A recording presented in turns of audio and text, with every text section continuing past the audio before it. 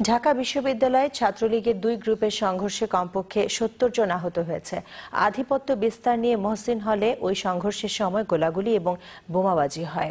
এই ঘটনায় মহসিন হল শাখা ছাত্রলীগের কমিটি অনির্দিষ্টকালের জন্য স্থগিত করা হয়েছে। মহসিন হলের সভাপতি সহ ১১ জনকে বহিষ্কারও করেছে ছাত্রলীগ। রিপোর্টে আরও জানাচ্ছেন এনামুল কবির রূপম। প্রত্যক্ষদর্শীরা বলছেন, হাজী মোহাম্মদ মুহসিন হল শাখা ছাত্রলীগে দু গ্রুপের প্রকাশ্য অবস্থান নিয়ে উত্তেজনা চলছিল কয়েকদিন ধরে। গভীর রাত পর্যন্ত প্রশাসন ও পুলিশ কর্মকর্তাদের উপস্থিতিতে ছাত্রলীগের দু গ্রুপের সমঝোতা বৈঠক মুলতবি হবার কিছুক্ষণ পরে সংঘর্ষ বাধে। রড হকি স্টিক অনেক অস্ত্রের ঝনঝনানি বোঝা যাচ্ছিল। সেক্রেটারি গ্রুপ এবং সাংগঠনিক সম্পাদক মাহি ভাই আছে এবং প্রেসিডেন্ট গ্রুপ এরকমই হবে। তাদের সাথে ছিল চাপাতি, দুইটা পিস্তল আমরা দেখছি। বোম তো ছিলই, ককটেল আর কি মারছে। তো আমাদের পোলাবান যারা ছিল তারা ভয়ে সব রুমের ভিতর ঢুকছিল। ঘটনার জন্য পরস্পরকে দায়ী করেছে দুটি গ্রুপের কর্মীরা।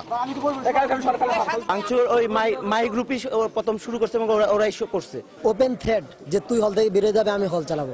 আজকে তো হঠাৎ করে সে প্রেসিডেন্ট সেক্রেটারিকে হুমকি দিয়েছে, তাদেরকে মেরে ফেলবে, তাদেরকে হলে থাকতে দিবে না এবং বিশৃঙ্খলা সৃষ্টি করার জন্য হলে প্রতিটা রুমে রুমে গিয়েছে। অস্ত্রের ঝঞ্ঝাট আপনারা দেখতে পাবেন, গিয়ে গুলির খোসা পড়ে রয়েছে, গুলি করেছে, বোমা মেরেছে। হল গেট থেকে রিভলভার সহ অস্ত্র উদ্ধার করেছে পুলিশ।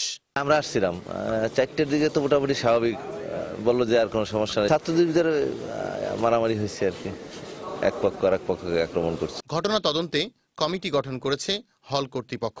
প্রেসিডেন্টের গ্রুপের উপদল, একটা ছাত্রলীগের উপদল 2-3টা আছে, দুটো গ্রুপ কোয়ালিশন। বিশ্ববিদ্যালয় এলাকায় অবস্থান নিয়েছে police. Enamul Kabir Rupam, channel I, Dhaka.